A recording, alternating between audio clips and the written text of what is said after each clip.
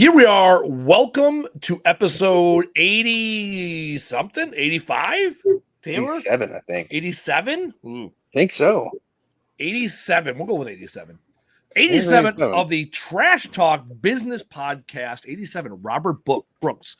Robert Brooks, Super Bowl champion for the 13-time Green Bay Football Packers. No big deal. 6 Super Bowls, 7 NFL championships. Or no, 4 and 9. Man, where was I saying 6?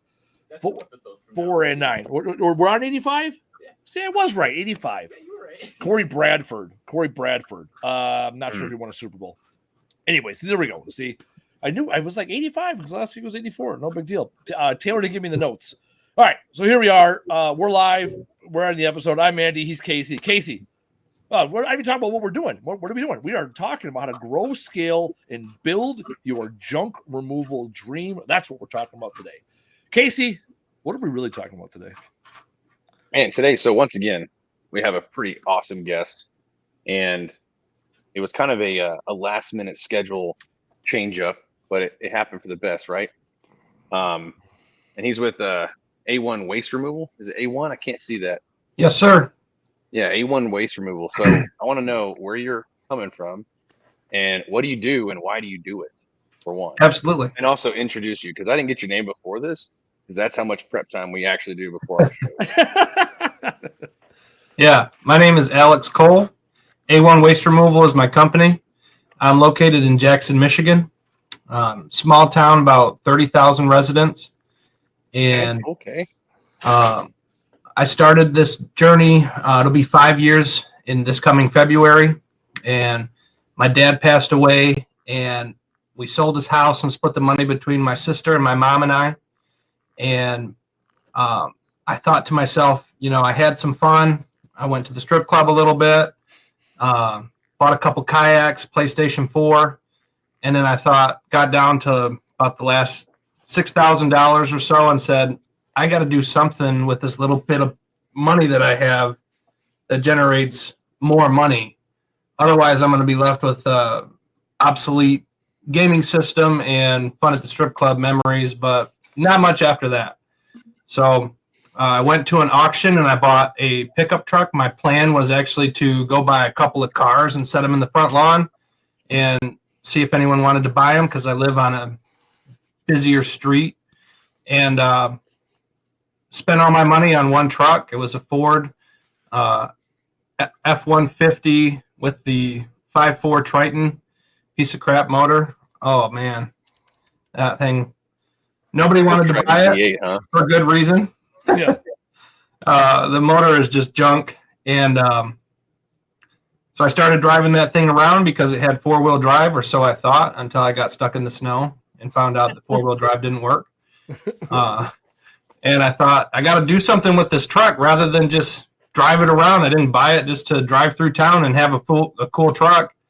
So one day I was sitting at my job, and my boss walked in and handed me an envelope. He said, there's $5 in it. When the garbage man knocks on the door, give him this envelope. And I said, what? He said, yeah, there's $5 in there. It's $5 a week. And I was like, oh my gosh, that is so cheap. Like, who couldn't afford $5 a week? And so I just said, all right, hillbilly math. $20 a month at 100 customers is $2,000 a month. And I was like, wow, that's more money than I've ever made working for somebody else. So let's give that a shot. Yeah. And really slowly just started growing my garbage account. I had a little under 100 accounts my first year. I had probably about 75, 80, somewhere around there. And just steady growth, 2 or 3 a week. New customers, and I started realizing that there's really good money in the clean out portion of that industry. Yep.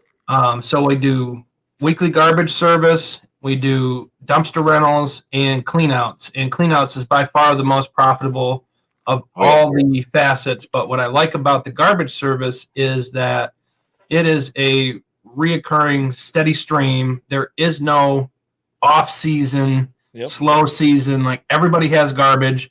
Everybody pays somebody else to get rid of it, and it doesn't stop. You are making that garbage 24/7, and it has to go somewhere. And I happen to be one of the fellows that picks it up here in town. So how many accounts do you have now? Right now, active accounts, I have about 550, give or take, a little bit more, close to 560. And I just bought some new billing software through a company called Wham, and it's really cool. We just ran a sheet with all the numbers from all my accounts, and then I've never seen it. I've had an idea of what my monthly gross revenue is, but I never saw it broke down like this. And it says 16,220, and I was like, "Damn, that's good." I'm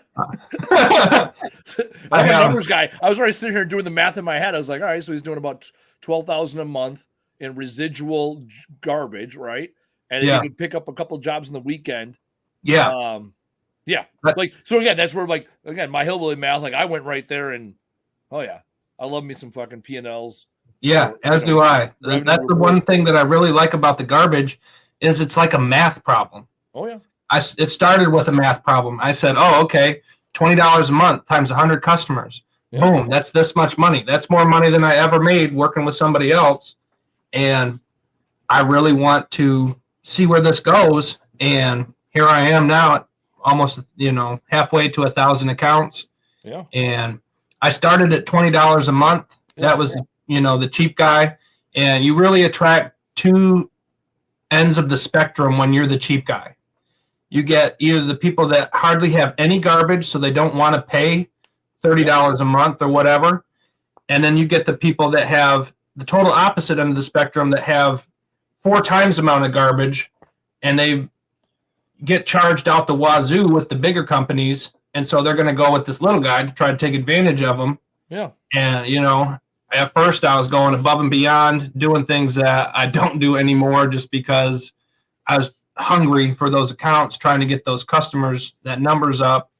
And I was running the can up and down the driveways, didn't make people, bring it out to the road. And I still offer that service, but it's a significant increase in price. So how many price points do you have for curbside service now? I have a few different, there's 3 different size cans, and the prices depend on the size of the can.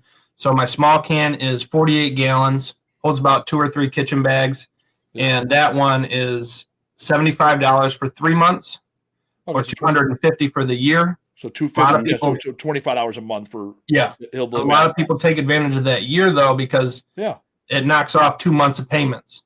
Yeah, you're getting front loaded. Yeah, that makes sense. So you're not on just a hair over $200 a month. However, you get the working capital in January or whatever they sign. You get that working capital for the year. Yeah, it's nice. And then you don't really have to worry. You don't have to try and save some of that $250, put it aside, because you're always getting new customers. Yeah, they're correct. They don't always. Yeah, they don't always. Their yearly starts all throughout the year. Yeah, so it's not like you're getting this huge check in January. You're constantly getting checks. Yes. Yeah. All right, so you have a $25 price point. What are your next 2 sizes? My medium can, 64 gallons. That one runs $90 a month or 3 months, $300 a year. Yep. And the largest is the most popular, 96 gallons. That one is $105 every 3 months or $350 for the year. Yeah, so 35. Okay, so you're at 25, 25, 30, 35. Yep. Yeah, so the greatest, the best value by far is the 96. Absolutely. Actually, the 64 is the worst value. It's barely bigger than the. I may have missed this earlier. Are you providing the cans? Yep, we provide the cans. Yeah, so I saw on your Facebook page, and then how are you tipping them? You got a Corrado or you got a ASL, or what do you guns? All right, so a Corrado. So I'll just, because this is my background, I used to work in the waste industry. Yeah. So ASL is automatic side loader. That's what a lot of the companies are going with.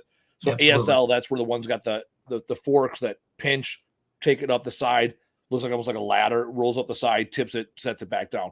So that's the correction. That's where a lot of waste companies are going with.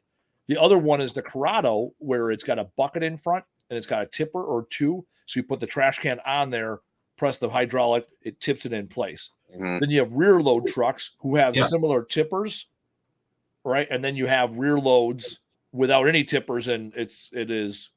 Yeah. You know, that's what I'm working with right now. I have a little baby garbage truck. It's on a GMC 6500 with a 6-yard Wayne compactor, and it doesn't have a tipper on the back. It's like a low profile. Yeah. So you see I a just lot pull the bags out by hand, throw it in there. I have a few main rules where I make everybody agree. Most of them are all common sense, but the first one is that's not. Every garbage company doesn't have this rule, but everything has to be in bags. All the bags have to be tied. I don't take messes. Yeah. I have a few exceptions for anything that's too big, too heavy, or too awkward to fit into a bag. Yeah. But other than that, you throw your McDonald's cup in there or something like that. That's where it's staying until it gets put in a bag. Yeah, and also, I mean, you're a small town. You got 500 customers. You can have a somewhat personal relationship with every customer. Yeah. Right. And if they don't want to play by your rules, then there's another company for them. Yeah. That's, I mean, okay. And what's your operation? Is it you, yourself, and? So right now it's been me for the vast majority of it all. Yep. I just hired my first helper. I have a little bit of a nagging wrist injury right now. Yeah. And it just wasn't getting better. And I'm like, yeah. So I was like, I got to have somebody help me out but the goal is obviously to get out of the truck. I've been listening to you guys. My buddy Curtis sent me the link, and I heard the first one I listened to, and I was like, oh, I'm hooked. And I just started from episode 1 and ended up surpassing him in the listening to the podcast. He's right there close to, being caught up. Hopefully he's watching this live. What up, Curtis? Are you so you're all caught up on the episodes? Oh yeah. All right. Well, we might have to jump into that. So also for our listeners out there, we were texting you last week on the live, asking if you could hop on. You're like, no, man, I got to bang this thing out. I got to get this done. Right. So it's like, this podcast is organic. This started from Casey and I having conversations like, we should probably record them, to what we did the first 75 episodes recorded. Mm-hmm. And then we experimented with the live. And of course, it was like anything else in life. We're like, man, why don't we do this from the beginning? Well, it's like we didn't do it from the beginning because we didn't know what we didn't know. Right. Well, we also had we were having an influx of questions that technically were a couple weeks late, because by the time we aired the episodes, the questions were kind of irrelevant. So it was doing a disservice to our listeners, really. No, and then we also figured out. I mean, Casey and I've got, I have a business. Casey's got a business and has got a wife and a couple kids. So we also had to, be respectful of our calendars. And now we're excited about having this a live podcast because we can churn, right? Because I've been interested in curbside removal. I live in a large metropolitan area, so I'm not getting into that business. However, it's interesting. Because I used to work for Waste Management and knowing how the big boys do it. And I often thought, like, how do these small ma and pas still compete when you got WM and Republic and GFL? And it's like, well, there's a way, right? Like, again, that old adage, like, where there's a will, there's a way. I think I'm really just lucky for where I live. Yeah. It's small enough where the big guys like Waste Management, Republic, they're not here. Yeah. But big enough to where little guys can make a good living. Yeah, and they don't want to, like, WM does not want to mess around. Typically, in order to get a license in a state, they have to be able to service like 90% of the state or offer their service to 90% of the state, right? But it's typically 90% of the residents. So you'll see Waste Management in small markets only because they're checking the box. They're not making money in small markets. They make their money in the major metropolitan cities. However, in order to get that state hauling license, they have to offer service. Otherwise, you'd only be in the big markets, and then you're providing, ultimately, curbside trash pickup is a utility, right? When the state gives you that license, there's an expectation that you're going to be able to take care of the residents of the state. Actually, speaking of that, what are the licensing requirements? Not a lot here in Michigan. Okay. Well, it's absolutely state by state. It's interesting because Michigan and also like Minnesota are those like weird states that are they're central United States, right? The Midwest, which Midwest is fucking weird because like where does the Midwest start and where does it end? It's a weird nomenclature. It's like Ohio. What's middle? Is there Mid-East? No, there's not. That's the thing. Midwest the Middle is like East. it's like it's not the middle. It's I heard it was Midwest because the Mississippi River, people didn't really cross it before then. Correct. Oh. You were correct. West of the Mississippi was west. So Midwest was somewhere between Appalachia and the Mississippi. But and now though you go to the other side of the middle, but that doesn't count though because now you go to the other side of the Mississippi and you're in Iowa, Nebraska, the Dakotas, and Minnesota, and everyone would be like, "Oh, this is Midwest." Right. So, anyways, we're nomenclature. What I was getting at was Michigan and Minnesota both have they're very well, their environmental policies are interesting because like Minnesota and Illinois are very, very stingent, while Michigan is very I don't know, pro-environmental, but it's kind of like Wisconsin where it's like pro-environmental, also not a huge fan of huge regulations. Yeah. So it's weird. Again, this is where state by state, like Wisconsin or for like Illinois, for example, Illinois, we take our mattresses to Illinois because they have subsidies for mattresses and Wisconsin doesn't. Why? Because they're more environmentally conscious in the mattress department, right? And no other, I mean, I don't, whatever, other avenues that the state might suck, which Illinois, there's so many things that suck about Illinois. Taxes on all the way through. All right. So 5 years, 500 plus customers. What percentage of your revenue is trash hauling versus dumpsters versus junk removal? So the bulk of everything comes from the garbage service, the weekly trash service. Yep. My goal is to make an extra $1,000 on a Friday doing trash outs and clean outs and stuff like that. We've had plenty of weeks where we made $3,000, $4,000, $5,000 in a weekend. And then we've had weeks where we made $500 or nothing. But I like to say, as long as it averages out to $1,000, that's an extra $52,000 a year. Yep. That I wouldn't otherwise have. And it keeps me busy. So, I work so much. It's insane. Monday through Thursday, we're picking up the 500 accounts. Yep. Friday, we're doing cleanouts. Saturday, we're doing paperwork. Sunday, we're dropping off cans. Monday, we wake up and do it all over again. By drop off cans, you mean dumpsters, or you mean or new accounts? New accounts. Okay. I think I saw. You had a flatbed trailer. You moved them on, or was that maybe another guy? No, that one wasn't me. I have a dump trailer, a little car hauler with wood sides. Or that's what it was. Yeah, it was a car hauler I saw. Yeah.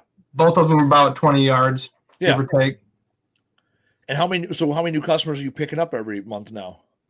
So one thing that's nice is I just started going with these bright orange garbage cans. I had green toter cans that you would find at the hardware store. Yep. And they kind of blended in, but I didn't really want the, big guys to notice me. We have, I call it the main three here in town, Granger, Modern, and Emmons.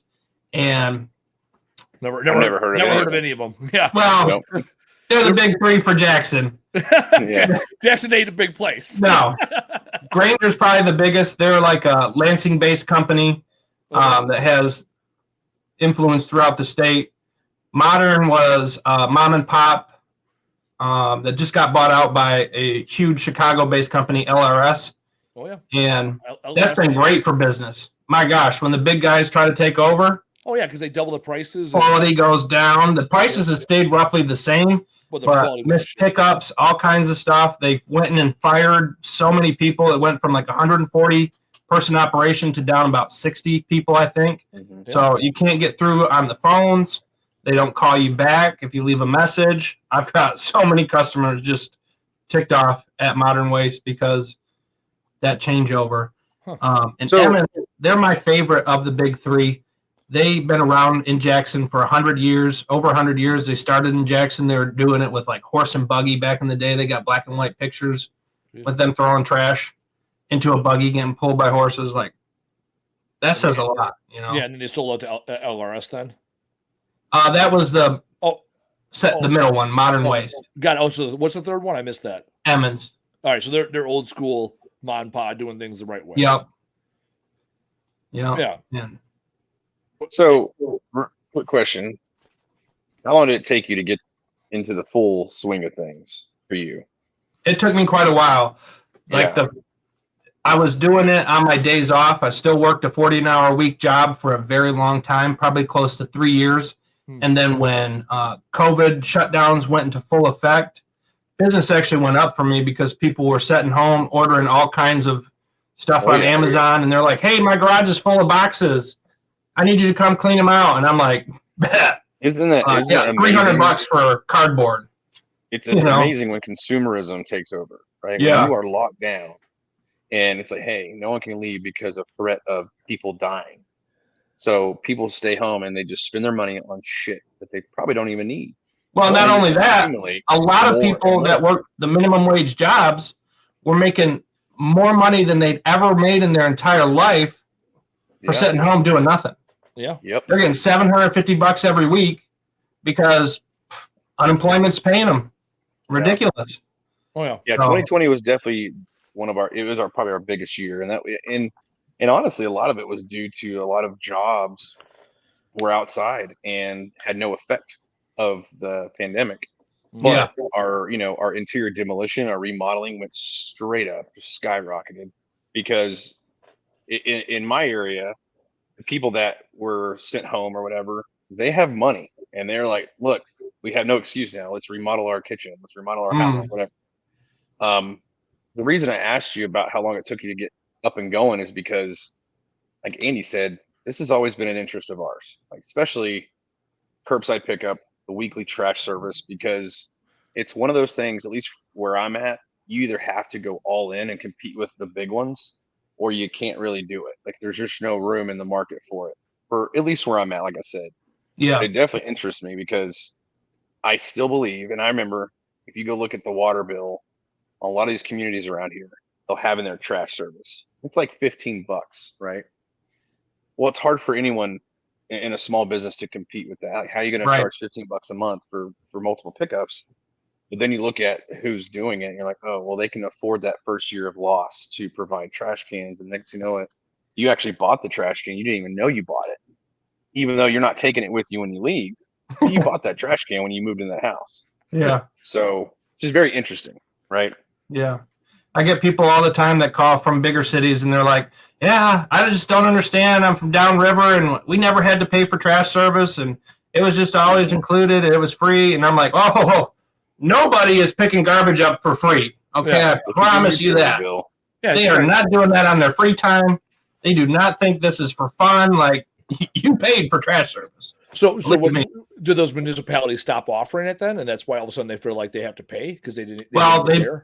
They would move from like a municipality that offered it over to Jackson that didn't. I have good reviews on Google. All the other companies have like 2 or 3 star ratings.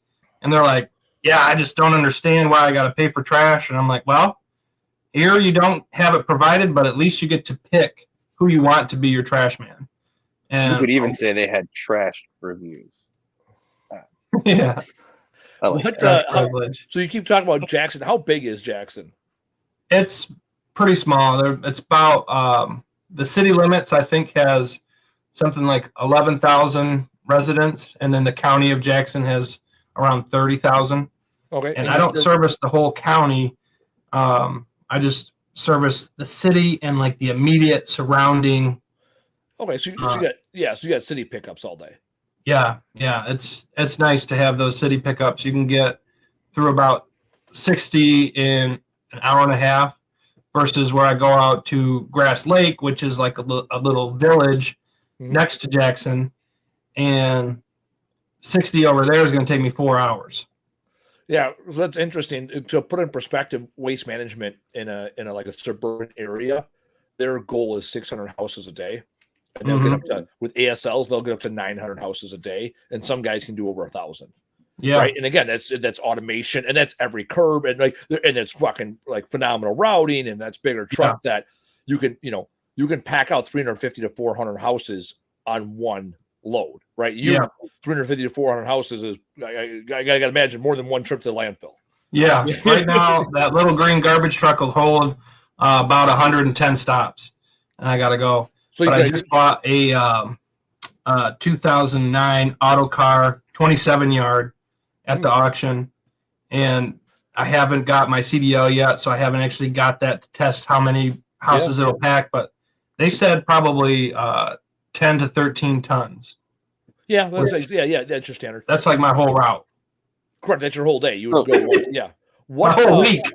Oh, that's your whole week. Yeah. Yeah, you're right. Yeah. I'm hitting about 9 to 10 tons, I'd say, on average a week.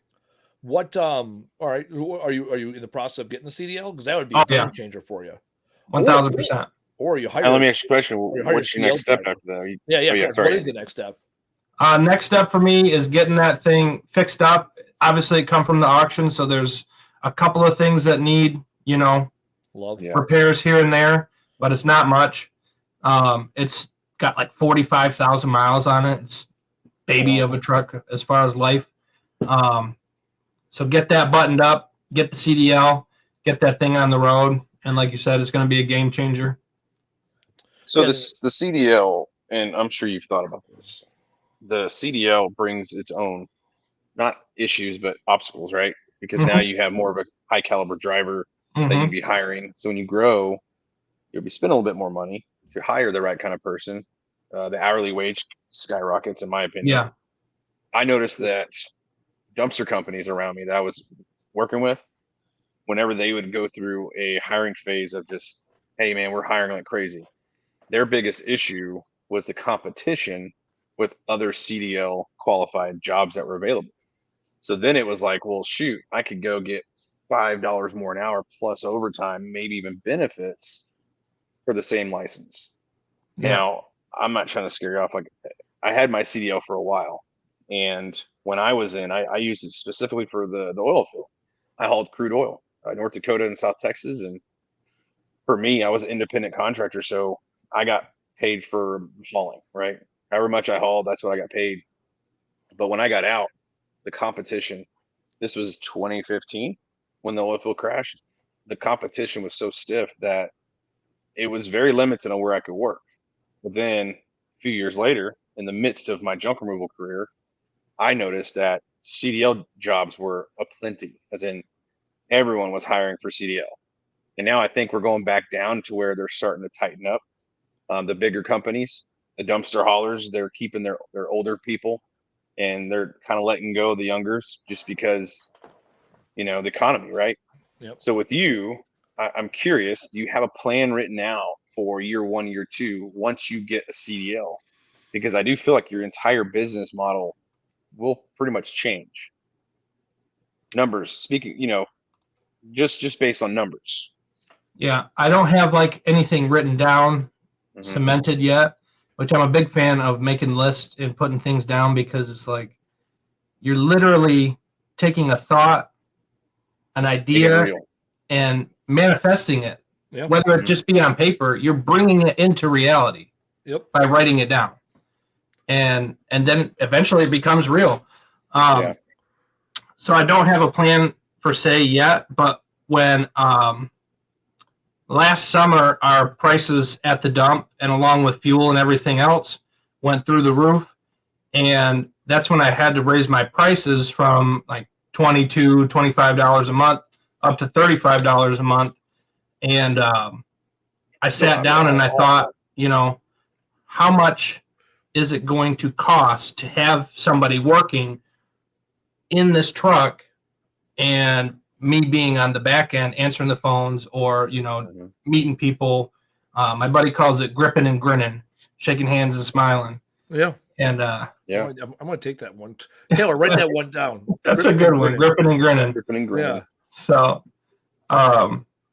but I figure right now, if I have this truck and it can hold 500 stops a day, once I get the density up higher, we're doing $16,000 a month at 500 stops a month, or a week. So you can multiply that by 5. Yeah, you get 80,000 a month. Then you're looking at $1 million. Then you can pay business.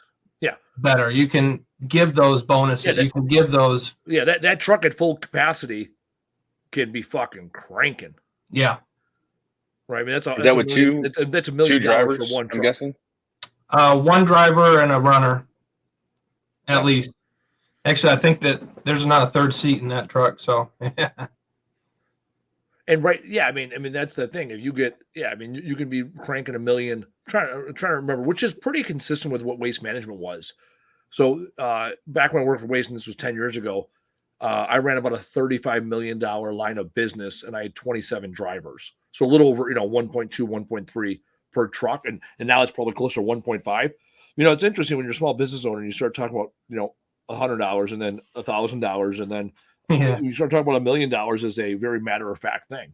Yeah. I was I remember thinking I had, the first time I ever saved up $10,000, I was like, wow, this is so incredible. Yeah. And now I'm like, $10,000, like, that ain't nothing. I'm gonna blow through that. Like, you get a repair on that diesel truck, you better be. Yeah.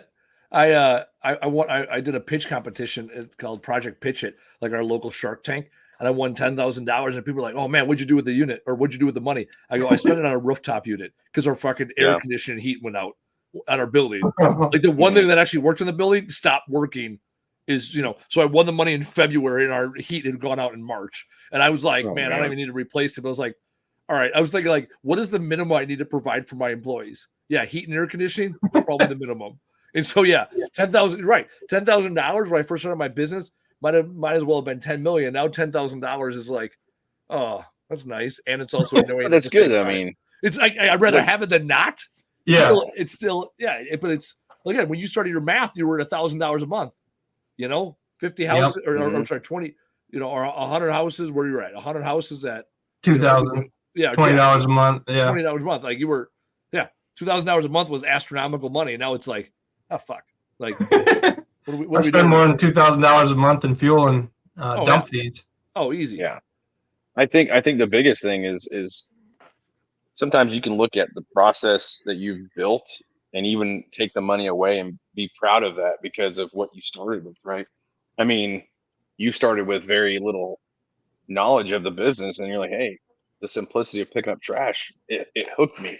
So now I'm gonna take it for what it's worth. And now you look back on it, you're like, yeah, the money's great, but look what you did with what you started with and where you are now, right? And like Andy, guarantee, I don't care what he says, I guarantee he never thought he'd have this massive ass warehouse that he pretty much lives in, and he has lived in. I lived in it for 6 months. I did. I know when my brother and I started, we said if we could do $10,000 a month in business, we're like, dude, it's fucking awesome. Our first month we did $13,000, and I was like, that's cool. But that's the thing is you don't have that physical. You don't look back and be like, oh, you remember that 13,000 as much as you said, hey, remember when we started up with a van in the backyard? Yeah. Now look, I remember. I remember the first week we did 10. I still remember my first $10,000 week. It was the first week after Thanksgiving. Our phones were on fire. I was like, dude, this is awesome. And then I realized, it was awesome. We did 10,000 hours that week. And then I realized we ended up doing less in December than any other month because the next 3 weeks my phone didn't ring once.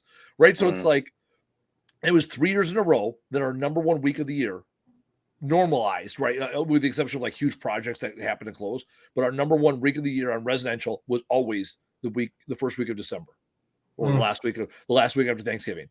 Because it was like everybody that bought shit at Black Friday, everybody that had people over Thanksgiving or went over somebody's house and now they're hosting Christmas, everybody that wanted to get shit done by the end of the year. Thanksgiving is it's the end of the year, got to get it going now. So I remember I was like, why are we so busy? It took, 2-3 years for me to figure that out. And yet, that first $10,000 week we had, I was like, dude, this is fucking awesome. And then eventually you're like, well, shit, if I don't bring in $2 million this year, I don't break even. Right. And then like that's and that's it. Like that's what's crazy. And then you miss those little moments that used to be pretty big, Dude, a $10,000 if a $10,000 week right now, I'd be out of business in 2 weeks. Right. I mean, that's my reality. And again, I didn't plan for that. I just kept scaling it until I crossed the line. It's the good and the bad with business, right? Yeah. Because at first you don't know where you're going. Yeah. I guess the positive of being so green when it comes to business is you don't know what you don't know, right? Mm-hmm. So that first, $5,000-$10,000 means so much because of what you started with. Then you get into the point where you're like, hey man, we didn't make 10 grand this month. Well, we'll be okay. Let's just make sure we try to do it next month. And then a year goes by, you're like, hey, so our payroll is 35 grand this month. So we made 37, and we still haven't paid fuel and ball. Oh shit, we're upside down. Yeah. And then you hit that first triple or that first 6-digit month, and you're like, wow, look at me. And then you look at your bills for that 6-digit month, and you're like, holy crap, that was a lot of work for not much, you know? Yeah. Yeah. So it's cool to appreciate the beginning. I had a question that popped up during Andy's time when he was talking, but you offer recycling Yes. with your weekly pickup. Yep. We do offer recycling. The transfer station that I take it to just requires it be in the blue bags. And so we do it curbside, and we tell the customers it has to go inside the trash can, and it counts against your weekly limit. Because what I've noticed before I started telling folks that is they would go with the smaller garbage can and then fill that all the way up and then put these blue bags on the outside that just so happen to be also full of garbage or half full of garbage. You know what I mean? Like, yeah. So if you're going to be throwing garbage away in the blue bags, then it's going to count against your weekly limit. Yeah. So how do you do that? Do you make two passes, or you just do one pass and they separate it there at the landfill and really? Yeah, well, at the transfer station. Oh shit! So I try to like when I was first starting off, and I had just the pickup truck. It was really easy to keep it separate. And same when I moved to, my progression was just a pickup truck, filling up the bed, and then I got an enclosed trailer, and was doing the bed and the enclosed trailer, really small enclosed trailer, and then I got a dump truck.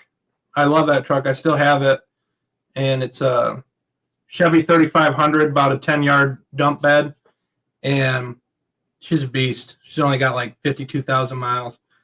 And I feel like we all have that one truck that just, man, we miss it. You know, Colossus is my GMC 7500 24-foot box truck.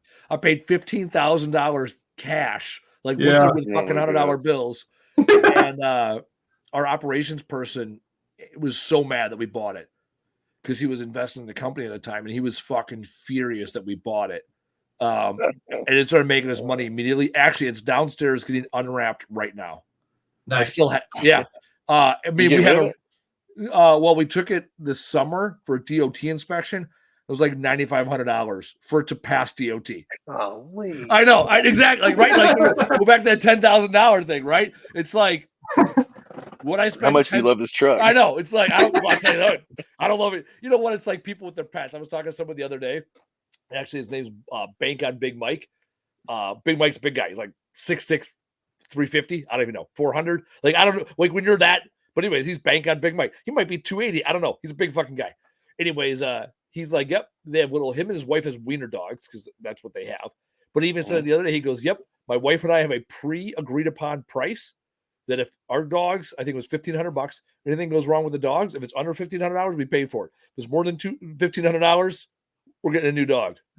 Right? And so, same with my trucks. Like, so we had two trucks. One was like $6,000 to pass DOT inspection. The other one was $9,000, and one was like $2,500. So paid the $2,500, and the other two were shipping off to auction. So it's funny you said that. So for us, it was our first diesel we purchased, truck 2, and for some reason, man, that was the best truck we had. Yep. And I sold it because I used to only drive diesels, right? So I kind of know when something's about to happen. Like check engine light is very, in my opinion, it's late. When that thing pops on, you're already get your checkbook ready. But I started feeling some weird stuff with the transmission, so I kind of looked into the future and was like, man, she's gonna go soon. And at the time, we had just bought our 3rd truck from an auction, and we are replacing the transmission in that because we took it down to Houston for the hurricane cleanup, and it decided to just take a shit on the highway. So we're like, well, now we have possibly 2 trucks about to go down. So what we did was, I love that truck. Everyone loved that truck. It just, for some reason, it felt the best. It drove the best. It outworked everyone. So we sold it top dollar to GiveMeTheVin.com. Shout out, unofficial sponsor. They buy everything. I've sold them 4 vehicles, by the way. They bought it and never had an engine light come on. Thank God. But that next guy was like, motherfucker. And I missed that truck because it was just, and plus it looked cool. I mean, it was a King Ranch, or not a King Ranch, it was a F-250, 4x4. It had the big old ranch hand brush guard and toolbox. It just looked mean. Yeah, that one in the Dodge. I don't know if Andy remembers the Dodge I had. That was my truck. I remember your fucking Lincoln. Yeah, that's what started the business, man. Lincoln Mark IV. Yeah, there we go. I know this motherfucker started a junk roll company with a Lincoln Mark IV. I was like, what is this shit? Yeah. You know what? We picked up trash, but we did it in style. I know. And we also had heated seats. Yeah, that's why you charge them what you charge. Yeah, Lincoln. Showing up with them. You show up there with a Lincoln, you got issues. Like, why are you so expensive? I'm like, did you see the truck I brought? Come on. Come on. The Lincoln made those for about like 5 years, and Casey's managed to buy one along the way. You were also, it was paid off. Hold on. You were also like a strict Ford guy. Ford guy was for a long time. And I have no brand loyalty. I drive a Jeep. I don't give a fuck about a pickup truck. Actually, the biggest issue we had was when we bought when we bought two Chevys, we had to relabel our trucks because up until that point it was Jeep, then it was a Hummer, then it was a Dodge, then it was a Ford, and then it was a GMC. That was our box truck. And then we bought two Chevy pickup trucks. And then we're like, fuck, what are we supposed to do? Chevy 1, Chevy 2? So that's when we first named our trucks. So even in my phone to this day, I'll get phone calls from one of the guys in the field because we still own the phone numbers. And it'll say Dodge phone.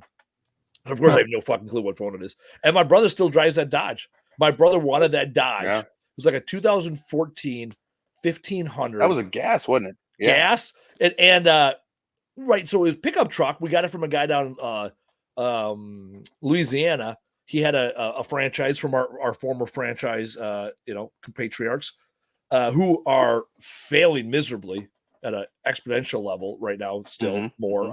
I hear about it more and more anyway every week. Actually, last week we talked about the Franchise Times article I was in talking about those individuals. We'll call them that. I don't need to, chastise people. Anyways, so this guy was. We were in business like 3 months, and he was getting out of the business. Cool ass dude. And the truck was pre-wrapped, so we didn't know what the fuck we were doing. So my brother flew down to Louisiana, picked up the truck on a Saturday morning, drove it back on Sunday, and Monday morning was out banging jobs. And this was in September.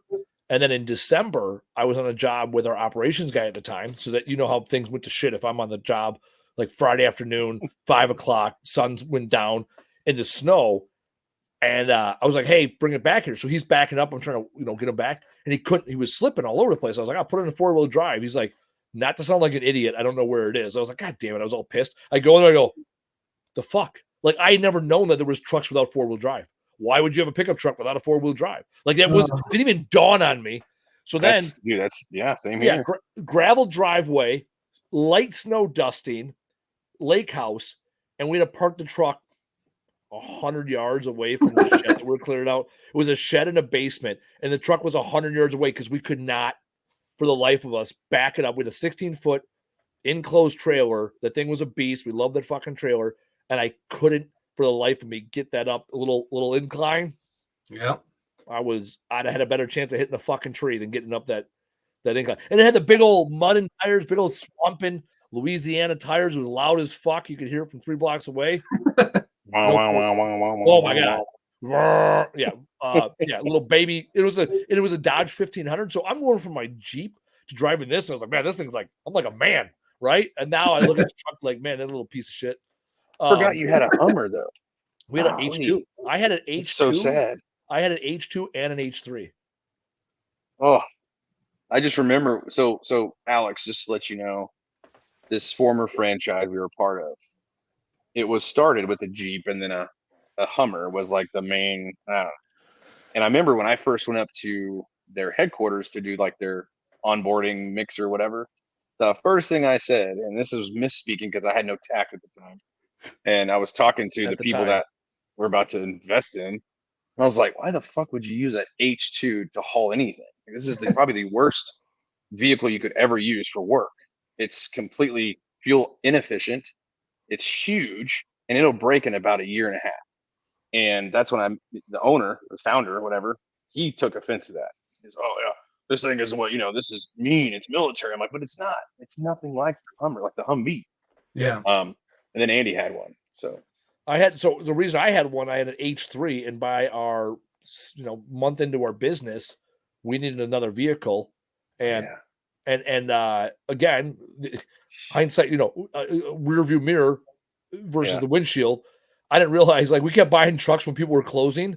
That was probably the writing on the wall that there's a reason why all these suckers are closing. So we ended up buying an H3, and the vice president of operations at the time, cool dude, James O'Flannery, he got the fuck out of J-Dog when he could because he was smart. The very out of shape Tom Cruise looking guy. That is a very accurate representation of James. Yes, he is. Yes, he is an out of shape Tom Cruise. Anyways, good ass dude. He drove it from Pennsylvania all the way here because I said, if you drive it, I'll buy it. So that one actually. So this is when I first learned about how to be a smart business person. So the truck was $15,000 we paid for it, and so I did again hillbilly math. I did $5,000 cash, $5,000. What was it? $5,000 cash, $5,000 loan. I can't remember who I borrowed the money from. And then $5,000 from the owners of it, right? So the seller financed. And so what I did is I sent them an envelope in the mail with 5 $1,000 checks, post dated August, September, October, November, December. And I was like, cool, it'll be paid off by the end of the year. And I was like, look at me fucking negotiating cash flows. I don't know shit. I'm just I don't have $15,000 and the bank ain't getting me a fucking loan. Again, get creative. Right now, if I was I'm gonna go buy a $120,000 box truck. Yeah, can I just send you checks at no interest? They'd be like, what's wrong with you? Right. And at the time, again, those were the good old days. I didn't know there were fucking rules. And so there was no rules to break. So what's one of those compactor trucks run? Even at auction, I'm guessing they're pretty expensive, right? I drive. So the under CDL brand new ones are about 150, but that was what you could pay for a above CDL pre-COVID. Post-COVID, they're going anywhere from 200 to 300,000. Yeah, that's like a mini excavator now, or a backhoe that's been used 17,000 times. The best part is that 27 yard that I got at the auction, come out of Georgia, no rust. Yeah, 12,500. Oh, nice. But how much? Yeah, what's your capex to get it up and going though? I mean, still probably not that much, but no, it needs it's got an air leak, but we just drove it last week to the dump. When they shipped it up to me, it had about 5,000 pounds of garbage still in the truck. Yeah, thanks, guys. Full fucking hopper, empty gas tank. That's funny. It's not a half tank, but I'm not even mad. I'm kind of impressed actually. It's a real dick move. So we drove it. My grandpa has his CDL. Finished the route early one day, and we drove it over to the dump, emptied it. It had a tire that was off the rim. It had a socket that it had ran over and was just a 1/4-inch socket in there, big old hole.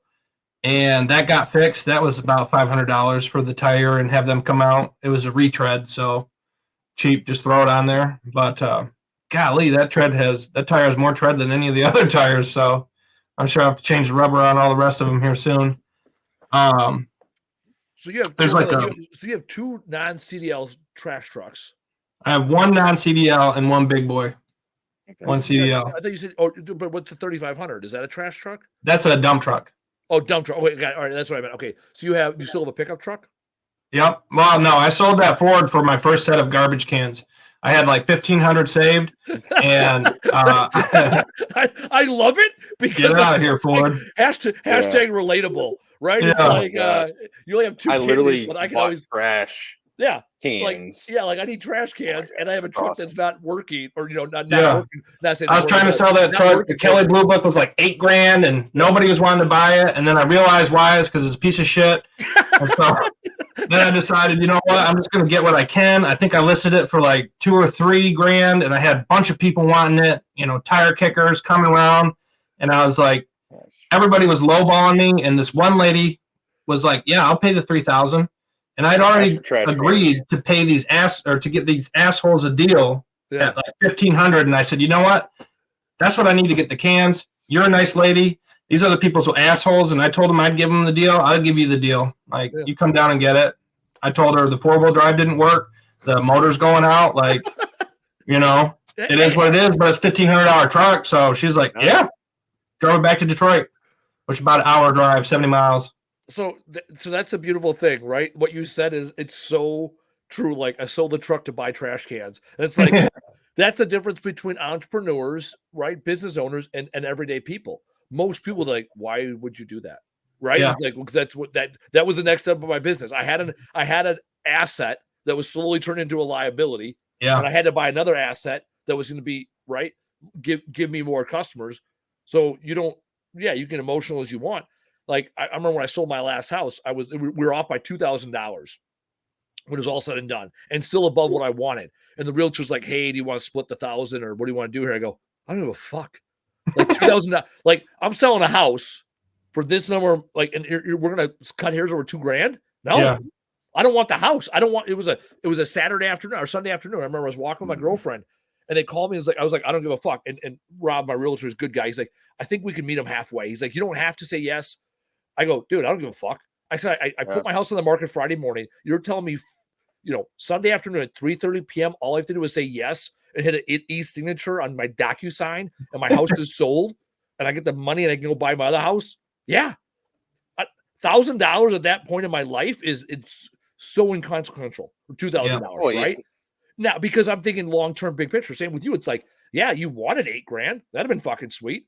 That wasn't the reality. The reality was, with these new garbage cans, I can make more money. Mm-hmm. And when I make more money, then that $5,000, that'll come back in spades, right? That difference between of what you thought it was worth. And again, this is why beautiful things, right? When people ask about marketing, especially, or even now Kelley Blue Book, it's like, well, Kelley Blue Book doesn't speak for the fucking market. Kelley Blue Book is an indicator. So same with people are like, oh, you should spend 10% to get your customers. I spent 10%. I didn't get enough customers. It's like, well, then spend more. Like, I don't know what to tell you. Actually, speaking, that's interesting. What is your marketing technique? What do you do to acquire customers in this space? I don't have a whole lot of paid advertising. I think I spend like $330 a month on Google ads. My main generation is just having the 5-star reviews on Google compared to the rest. Like, I hit probably 10,000 search results a month on Google, people searching for trash service near me where I come up, and I get probably 50 phone calls a day, people looking for. I love when the SEO people call. And they're like, "Oh, hello, Alex. We are search result.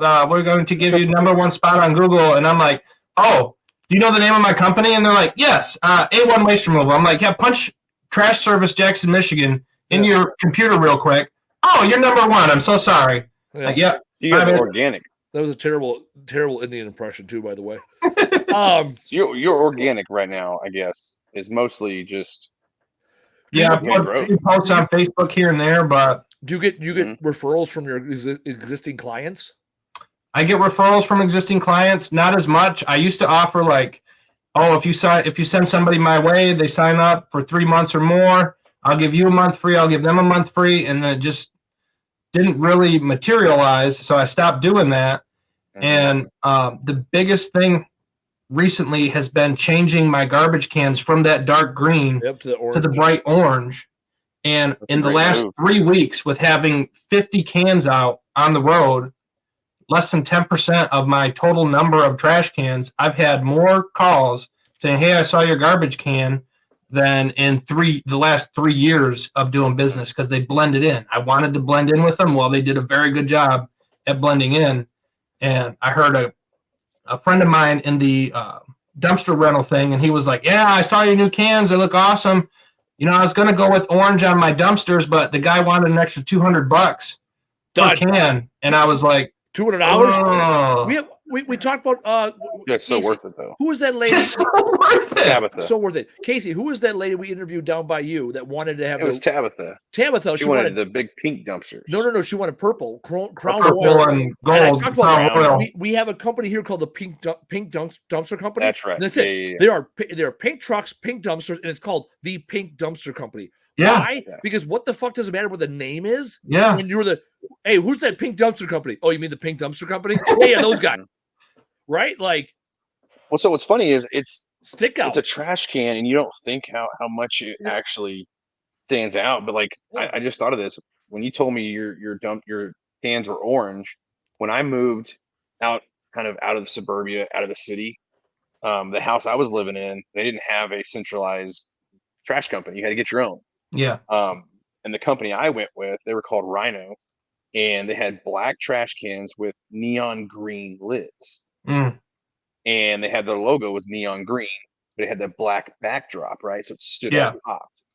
And what's funny is after I signed up with them, because they didn't sign me up for a year contract, and they were expensive, dude. I was paying $110 a month for trash service, and I wanted to see how they were at first.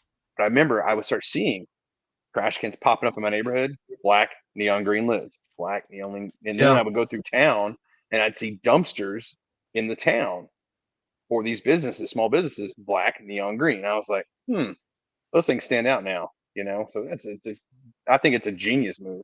Yeah, I was driving down Ann Arbor and I saw these a row of GFL cans, and I'm driving down and I just see them and I'm like, huh? And it just grabbed my attention right away. And I was like, wow, I really want to do those neon greens. And then my buddy Curtis, I talked about him earlier. He opened a junk removal company and wanted to get into weekly trash service. And so now, and he was already the neon green, and he has bright neon green cans. He started his trash removal November of last year, so right around this time last year, and he's already got 400 plus accounts. The kid is crushing it. But he's also reflectors on your trash cans. What's that? Do you have reflectors on your trash cans? No, not reflectors. They're just I didn't know. Bright orange with black letters. Other question I have is, do you have a referral program for your existing customers? Like one month, because here's the deal: you already touch the can every day. Like my first thing is, so we used to do door hangers back in the day, and what I would do is instead of putting door hangers on doors, I would put door hangers on trash cans. So my whole thing was, that maybe the people are going to think that I'm affiliated with the trash can, the trash service. So and also for us, it was faster to put door hangers on trash cans than it was to walk up the door. Because if you did a simple, like refer a friend, get 1 month free trash service, like that's $25 customer acquisition cost, right? 25 to 35, even if it's $35 customer acquisition cost. Like, dude, you'll make that up, right? And then you say, but you put a stipulation like they sign up for a year, because what percentage of your customers sign up for a year right off the bat? Probably about 40 to 60%. It's an incredible ratio. So how many? Then what? Another 30 to 40% sign up for 3 months? Yeah. And then some go monthly right off the bat because they're not sure, or what? Or I don't let them go monthly off the bat. It's a nice little credit check. Like, okay, so you do 3 people are like, "Ooh, $105. Oh, I can't come up with that." Okay, sorry, bye. You're not my customer. You can't come up with $100. Yeah, and you have everyone prepay. So if they stop paying, you put them on stop service. You just stop. Oh yeah. Oh yeah. And people will be like, "Oh, if I'm late or something, you can just let me know." I'm like, "Oh, you didn't see your trash not getting picked up and say, oh shit, maybe I should pay the garbage man?" Yeah. That's me letting you know. I got 500 people I'm trying to take care of in a week. I ain't got time to call. Yeah. You know. So I'm going to challenge you as a business owner. Very effective. Yeah. No. I get that. Yeah. But then the next step is, do you take credit cards? Or they send you checks, or how are you? I take cash, check, credit card, PayPal, Cash App, Venmo, and Facebook Pay. Charge 3% for the platforms that charge me to get money. Yeah. So if you don't want to pay that 3%, there's other options. How do you take the cash? Or they just give you an envelope on their trash can, or what? I have a little a drop box. So like at the first time where I'm dropping off the can, I'll take cash right then and there. But I can't take it on the route because just efficiency is the name of this game. Yeah. And people are like, oh, well, it only takes a minute. And it's like, yeah, times 500. Yeah. That's, 10 hours a week. Like I can't, no. Like, so I have a drop box. You get pretty good tips around Christmas? Oh my God. Christmas is the best time to be a garbage man. Oh no. So what's interesting is, so when I was at Waste Management for years, our drivers who had the subscription routes, which is that yours is a subscription route. Yeah. Dude, those guys, 5 figures, on their routes, right? They're walking another $10,000, $15,000 in tips. Yeah. And of course, throughout the year, they're always taking extras. They're always going up and beyond because they know at the end of the year, they're going to get taken care of. right? Yeah. They know their neighborhoods, right? So if they're servicing 3,000 cans a week, right? Average tip, $5. Do the math. It adds up. Now, of course, most people don't tip their garbage man, but the ones that do, it's always $50, $100, and like when you're we put a little Christmas card out in the mail, and then what that does is invite them to send a Christmas card back with a little change in it. Yeah, no, I mean, my first thing I hear is to scale now, right? You need more customers, and you have the capacity. Once this truck is up, you can do your 4-day route in one day. Just from a capacity standpoint, maybe not yet from an efficiency standpoint. Because how many times you got to go to the landfill now? Right now, it's 5 times a week for a 4-day route. You go to landfill. Yeah. You're going, so like once a day. Monday we fit them all in today. Yeah. Tuesday we have to stop with like 15 or 20 stops left, and then it just keeps kind of going down. So, you're really tipping about 150 cans a day. Yep. So how are you going to get? With that bigger truck, is that going to increase the efficiency where you can do more than 150 tips a day, though? 100%. Especially if I don't have to go to the dump. That's going to cut off like an hour every day right there. Like I said, in certain parts of town, you can fit, 30 to 60 stops in an hour. And then also not having to grab it out by hand. Yeah. That's going to, it's got a cart tipper on the back of the wheel loader. Yeah. So that, correct. So real quick, someone asked on Facebook, what are your dump fees in your market? And did you negotiate better rates because of your volume? I haven't negotiated any better rates. I just go with what they say. I'm sure that I could if I walked in there and asked for it. Yeah. I haven't asked for it, but I'm sure that I could. What are your rates right now? Their place that we go, Modern Waste, the company I talked about earlier, they have a $77 minimum. It's a 1-ton minimum. And then Granger has a $70 ton with a 2-ton minimum. So I typically go out to Granger or to Modern. Granger kind of pissed me off. I used to go back when I had the smaller trucks. I didn't have the 14-ply tires. Yeah. So I would always check for nails because there's constantly nails on the ground. I used to make the joke when I'd go to the tire shop, like, no, you guys didn't tell me that these these tires had magnets in them. Yeah. I'm constantly picking up nails at the dump. Like, nobody told me there's magnets in here. And so I would go and like sweep away the floor because there were so many nails. And the guy came up to me one time and told me like, hey, we timed you today. You did pretty good. You were only walked back for 2 minutes and back to your truck in. And I was like, you guys wasted time out of your day to count how long it took me to walk back there and sweep away nails? He goes, well, sometimes you're there for like 10 minutes. And I'm like, yeah, sometimes there's a lot of fucking nails on the ground. Yeah. And he's like, well, we got this magnet. Probably don't run it as often as we should. I'm like, you should run it every time. Yeah. What do you mean? As often as you should. So yeah, they had a this was a Facebook thing I saw on Facebook a little bit ago. And it's a great idea. I mean, it looks like shit, but there was a truck, and on the front bumper, it had this chain and a big magnet bar. Oh, Makes I sense. thought about stuff like that. Yeah. So the guy, Facebook user, the guy in the loader transfer station, Northern Nice. So if you go on top of a landfill, the official title is called the Trash Master. I remember I've talked about that casually. I'm like, the Trash Master, blah, blah. And some people are like, hold on. His title is the Trash Master.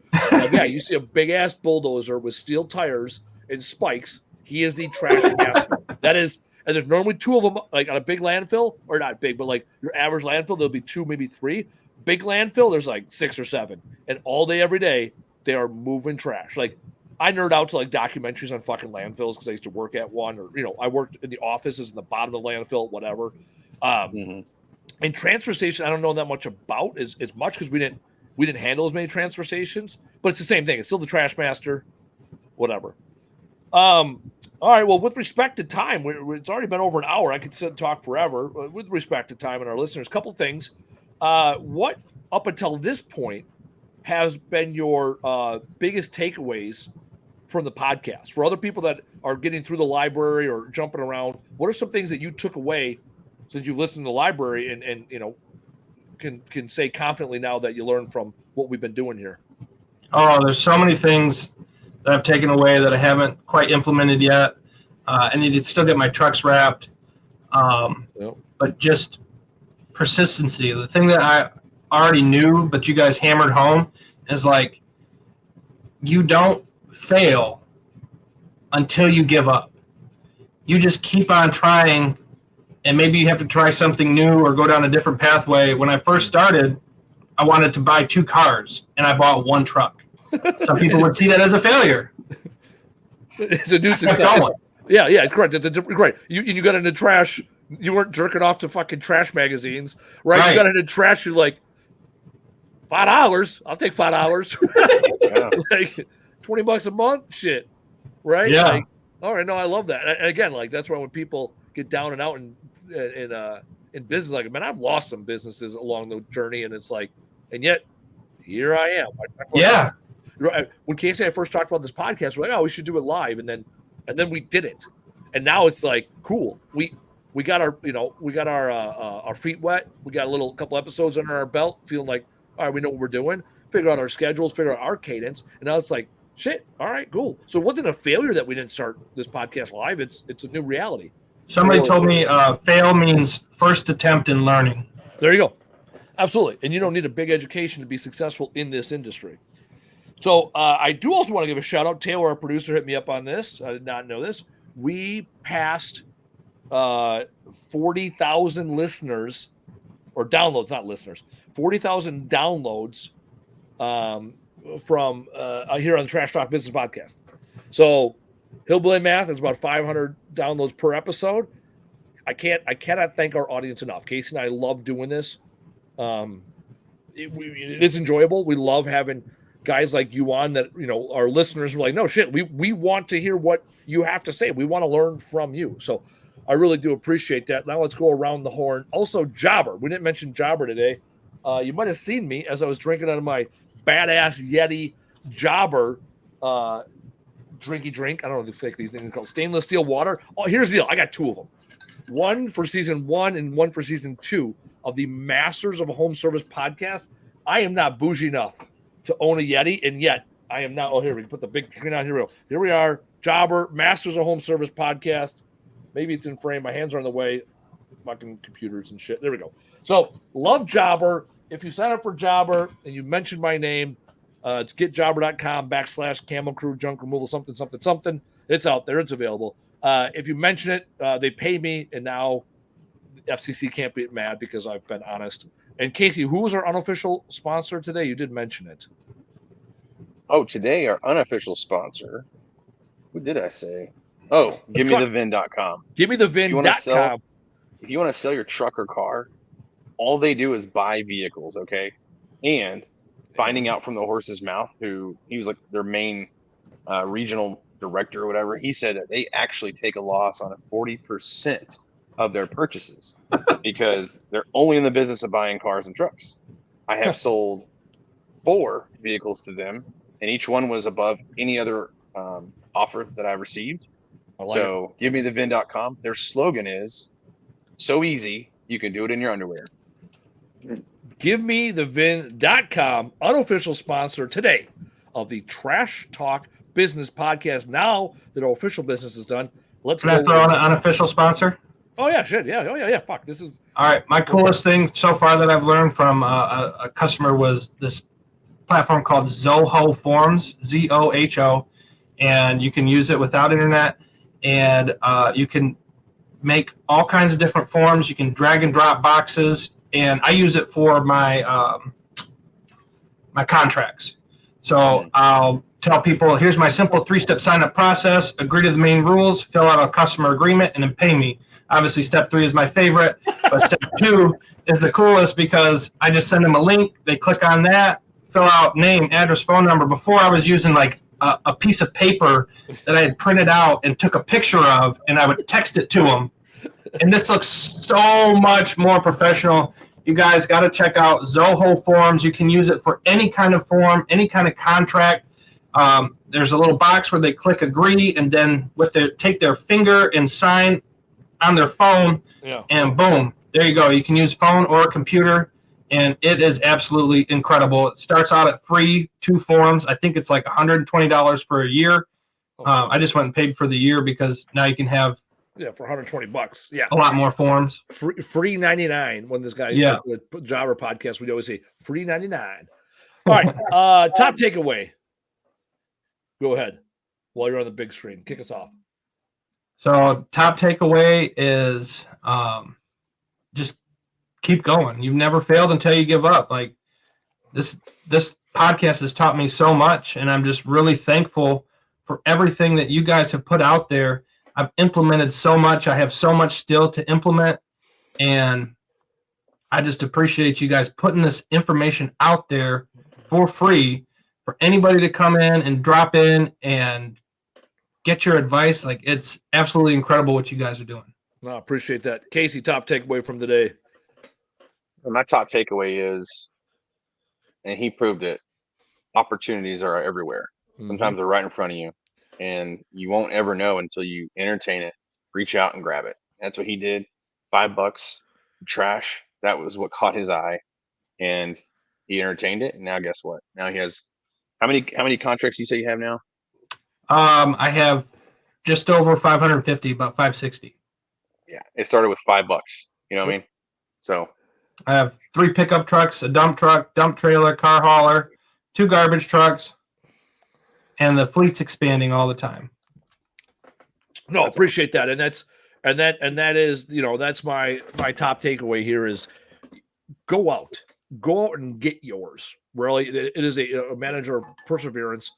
You're going to have stumbles and bumbles along the way. A lot of people want to sit there and focus on all the things that went wrong. And what I really appreciated about Alex's story today was the fact that he focused on what the opportunity was that it created, right? It went from a bullshit job. Why do I got to hand this guy $5? Oh, that's opportunity. Oh, I'm going to buy a truck, and now I got 2. I'm going to buy 2 trucks. Oh shit, I can't sell the truck. Well, now that I got the truck, let's make money. To, oh shit, the truck ain't cost me or making any money. I'm going to sell it for whatever I can get. And what I need is trash cans more than a truck. So, and every time these are forks in the road where other people might have looked at it as the obligation, right? They would have looked at what the problem was, and yet you saw the opportunity, and you look back at the gift that those opportunities provided you. So I do appreciate you, Alex, for coming on. And also even to this point, right? Listener, that you're just randomly talking to us since we went live, and we're like, yeah, have you on next week, right? Those are the opportunities. So it didn't happen last week. Today we had someone cancel because she was sick this morning. And it's like, cool. Now we have an opportunity to bring somebody else on. So my challenge to everybody here on the Trash Talk Business Podcast is get out there and never neglect an opportunity for improvement.